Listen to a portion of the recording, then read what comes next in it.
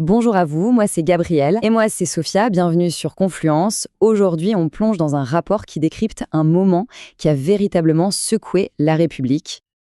Oula! Attends, Gabriel, on commence directement par ça? Le chef des armées qui demande au maire de se préparer à perdre des enfants?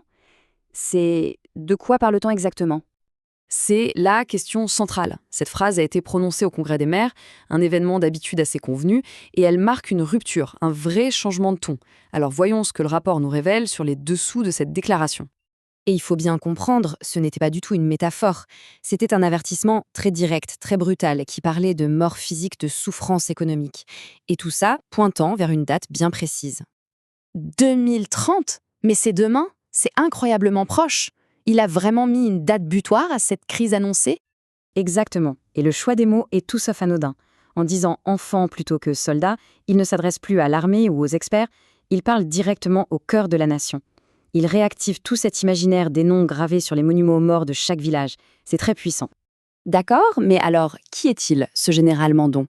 Est-ce qu'il parle en son nom propre, un peu en électron libre, ou est-ce que ça vient de bien plus haut?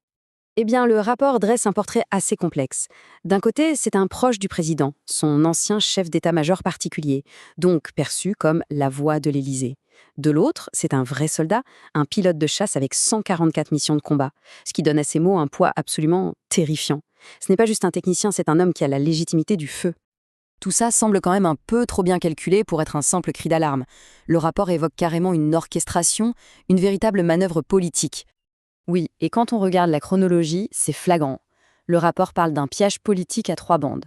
D'abord, on installe un climat anxiogène sur les finances. Ensuite, le général Mandon provoque un électrochoc. Et enfin, le président valide le tout depuis le G20. L'objectif? Sidérer les maires pour faire passer les coupes budgétaires et forcer une forme d'unité nationale face à la peur. D'accord, mais revenons à cette date qui fait froid dans le dos, 2030. Pourquoi l'armée est-elle si focalisée là-dessus? Qu'est-ce qu'il voit venir que nous ne voyons pas? Alors, selon les notes du renseignement militaire, le calcul est assez simple.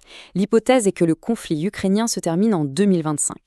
La Russie mettrait alors environ 5 ans à reconstituer entièrement son appareil militaire. Ce qui nous amène à 2030, l'année où sa pleine puissance conventionnelle serait de retour. Donc, si je comprends bien, c'est une sorte de tempête parfaite qui se profile.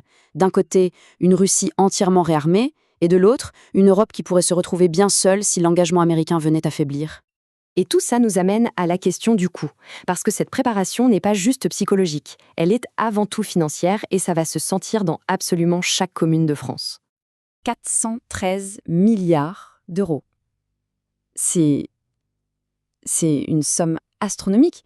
C'est le budget militaire pour la période 2024-2030. Mais d'où est-ce que cet argent va venir? Le rapport est très clair là-dessus. Cet argent viendra des coupes dans les autres budgets, les dépenses sociales et surtout les dotations de l'État aux collectivités locales. Le message envoyé aux maires est brutal. Il faut choisir entre les obus et les nouvelles piscines. C'est un transfert massif de la vie civile vers le militaro-industriel.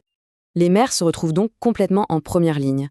On leur demande de ne plus être seulement des bâtisseurs, mais de devenir des sortes de recruteurs moraux pour l'armée, des gestionnaires de crise pour préparer la population au temps dur, le tout sans ressources supplémentaires, bien sûr.